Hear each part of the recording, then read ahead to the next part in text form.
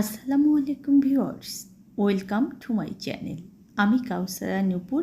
আজকে খুবই মজাদার একটা আইটেম নিয়ে এসেছি, আর সেটা হচ্ছে খিচুড়ি। বৃষ্টির দিনে খিচুড়ির মতো মজাদার কোনো খাবার আছে কি না আমার জানা নেই। আজকে আমি আপনাদেরকে ল্যাটকা খিচুড়ি বা নরম খিচুড়ি বা পাতলা খিচুড়ি, যে অঞ্চলে যে নামে এটা ডাকেন না কেন, সেটা রান্না করে দেখাবো। আর আজকে একেবারে পারফেক্ট মেজারমেন্ট দিয়ে এটা দেখাবো। মাংসের সঙ্গে আচার দিয়ে ল্যাটকা খিচুড়ি খেতে যে কতটা মজাদার, সেটা কিন্তু আমরা যারা খেয়েছি তারা সবাই জানি। আসুন দেখে আসি এটা রান্নার প্রসেস। ফার্স্ট এখানে দেখুন যে আমি সবজিগুলো দেখিয়ে দিচ্ছি। আমি এখানে 1 কাপ ঝিঙা নিয়েছি, হাফ কাপ পেঁপে নিয়েছি, 1 কাপ আলু নিয়েছি, 1 কাপ পটল নিয়েছি, 1 কাপ এখানে চাল কুমড়া নিয়েছি, হাফ কাপ মটরশুঁটি, আমার ফ্রোজেন মটরশুঁটি আপনাদের যদি থাকে তাহলে নেবেন, নইলে কোনো দরকার নেই। আর হাফ কাপ এখানে আমি গাজর নিয়েছি, এটাও কিন্তু ফ্রোজেন আমার, আপনাদের যদি থাকে এটাও আপনারা ব্যবহার করবেন, নইলে স্কিপ করে যাবেন, কোনো সমস্যা নেই।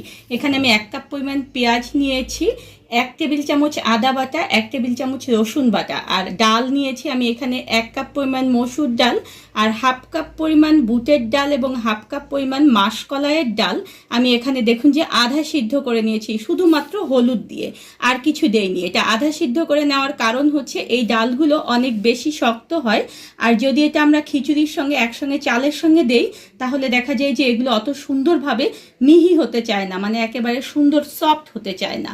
আর এখানে আমি অবশ্যই ব্যবহার করব কাঁচামরিচের ফালি। আর চাল হিসেবে এখানে আমি ব্যবহার করছি, দেখুন যে নর্মাল ভাতের যে চালটা আপনারা যে বাড়িতে যে চালটা খান সেটা দিয়ে এটা করবেন, কারণ এই যে আমি আজকে ল্যাটকা খিচুড়িটা রান্না করব, এটা কিন্তু পোলায়ের চাল দিয়ে বা বাসমতির চাল দিয়ে ভালো লাগে না, এটা কিন্তু আমাদের নর্মাল যে ভাতের চাল সেটা দিয়েই ভালো লাগে। আমি এখানে 3 কাপ পরিমাণ কিন্তু চাল নিয়েছি। এখন ইনগ্রিডিয়েন্টসগুলো আমার দেখানো শেষ হয়ে গেল, এখন চালটাকে আমরা ধুয়ে নিয়ে তারপরে ফিরে আসছি।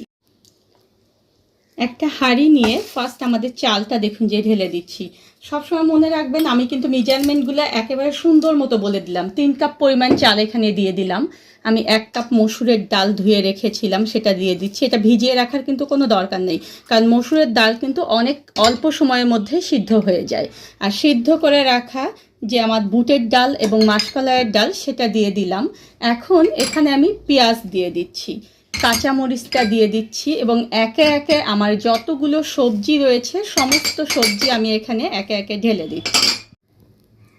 এখন 1 টেবিল চামচ পরিমাণ আদা বাটা, 1 টেবিল চামচ পরিমাণ রসুন বাটা, আমি এখানে হাফ টেবিল চামচ পরিমাণ শুকনো মরিচের গুঁড়ো দিয়ে দিচ্ছি, 1 টেবিল চামচ পরিমাণ আমি এখানে হলুদ গুঁড়ো ব্যবহার করলাম, 1 চা চামচ পরিমাণ জিরা গুঁড়া এবং 1 চা চামচ পরিমাণ ধনিয়ার গুঁড়া এখানে দিয়েছি। আর লবণ আপনারা অবশ্যই কিন্তু এখানে স্বাদ মতো দেবেন। আমি ফার্স্ট দেখুন যে 1 টেবিল চামচ এবং হাফ টেবিল চামচ মানে 1.5 টেবিল চামচ পরিমাণ দিয়ে দিলাম। আপনারা অবশ্যই আপনাদের স্বাদ মতো দেবেন। আর আমি সবসময় আমার রান্নাগুলোতে বলি যে প্রথমে লবণ একটু কমিয়ে দেবেন, পরে চেখে কিন্তু লবণ দেওয়া যাবে। আর হাফ কাপ পরিমাণ সয়াবিন তেল আমি এখানে ব্যবহার করছি। সমস্ত কিছু দিয়ে আমি ভালো মতো আগে এটাকে মেখে নেব। ভালো মতো দেখুন যে আমি এটা মেখে নিয়েছি। যদি কারো হাত জ্বালার প্রবলেম থাকে তাহলে কিন্তু অবশ্যই গ্লাভস ব্যবহার করবেন। এখন এখানে আমি দেখুন যে 2 লিটার এবং হাফ লিটার মানে 2.5 লিটার পরিমাণ পানি দিয়ে দিলাম। এটাকে এখন হাত দিয়ে দেখুন যে আমার হাতে অনেক মশলা রয়েছে, এই মশলাগুলো দিয়ে দেবেন, দিয়ে ঢেকে এটাকে আমি এখন চুলায় উঠিয়ে দিচ্ছি।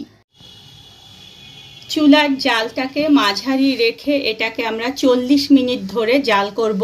তবে অবশ্যই এর মধ্যে মাঝে মাঝে আপনারা ঢাকনাটা খুলে এটাকে একটু নেড়ে চেড়ে দেবেন, যাতে করে নিচে না লেগে যায়। 40 মিনিট পরে আমি ফিরে আসছি। 40 মিনিট পরে ফিরে এলাম। দেখুন আমার খিচুড়িটা কতটা সুন্দর হয়েছে। এখন এই অবস্থায় কিছুটা ধনিয়া পাতার কুচি দিয়ে দিচ্ছি। এটাও কিন্তু সম্পূর্ণ অপশনাল একটা ব্যাপার, আপনারা চাইলে দিতে পারবেন, নইলে স্কিপ করবেন। এখন 1 টেবিল চামচ পরিমাণ দেখুন যে ভাজা জিরের গুঁড়ো আমি এখানে দিয়ে দিচ্ছি। এটা কিন্তু অবশ্যই ব্যবহার করার চেষ্টা করবেন, তাহলে দেখবেন যে এই খিচুড়ির ফ্লেভারটা কতটা সুন্দর হয়ে যাবে। ভালো মতো এগুলোকে আমি দেখুন যে মিলিয়ে দিচ্ছি।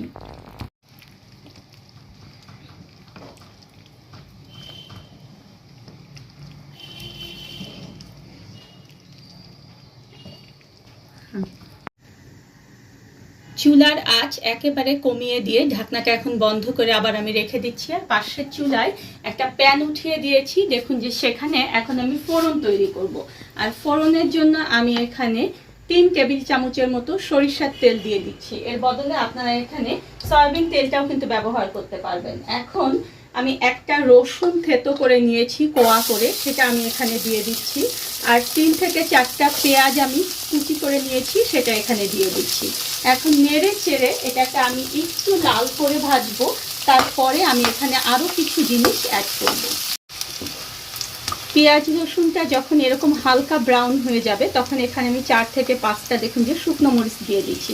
আগে যদি শুকনো মরিচ দেওয়া যায় তাহলে শুকনো মরিচটা একেবারে কালো হয়ে যায়, তাই যখন এরকম মাঝারি ভাজা হবে তখন এটাকে আমরা শুকনো মরিচ দেব। এটাকে আর একটু আমি ভেজে নিচ্ছি। যখন দেখবেন এরকম সুন্দর একটা ব্রাউন কালার চলে এসেছে তখন 1/2 চা চামচ পরিমাণ আস্ত জিরা, যেটা বলে আমরা খাবারে যেটা ব্যবহার করি, সেটা দিচ্ছি। আর 1/2 চা চামচ পরিমাণ পাঁচফোড়ন এখানে আমি দিচ্ছি। এখন এটাকে একটু জাস্ট নেড়ে নিচ্ছি। ঢাকনাটা খুলে দিয়ে আমরা এখানে এখন ফোড়নটাকে ঢেলে দেব। আর এই ফোড়নটার জন্য এই খিচুড়িটার ফ্লেভারটা অনেক বেশি সুন্দর হবে। এখন দেখুন যে ভালো মতো নেড়ে চেড়ে আমরা ফোড়নের সঙ্গে খিচুড়িটা মিলিয়ে দেব, তাহলে কিন্তু আমাদের খিচুড়িটা পরিবেশনের জন্য হয়ে যাবে। পরিবেশন করার আগে খিচুড়িটাকে একটু ভালো মতো নেড়ে চেড়ে তারপর পরিবেশন পাত্রে দিতে হবে। আর এটা যে শুধু বৃষ্টির দিনেই খেতে মজা তা কিন্তু নয়, যে কোনো সময় আপনারা এটা খেতে পারবেন। বা কোরবানি ঈদের পরে মাংস দিয়ে খেতে কিন্তু এটা অসম্ভব মজাদার। একটু ফোড়ন দিয়ে এটাকে আমরা ডেকোরেশন করে দেব, তাহলে দেখবেন যে এটা আরও সুন্দর হয়ে যাবে। এই খিচুড়িটায় মাংস এবং আচার যদি থাকে তাহলে তো আর কিচ্ছু লাগবে না। ধন্যবাদ সবাইকে আমার সঙ্গে থাকার জন্য। আর আমার পরবর্তীতে আরও নতুন কোনো ভিডিও পেতে হলে প্লিজ আমার চ্যানেলটা সাবস্ক্রাইব করবেন।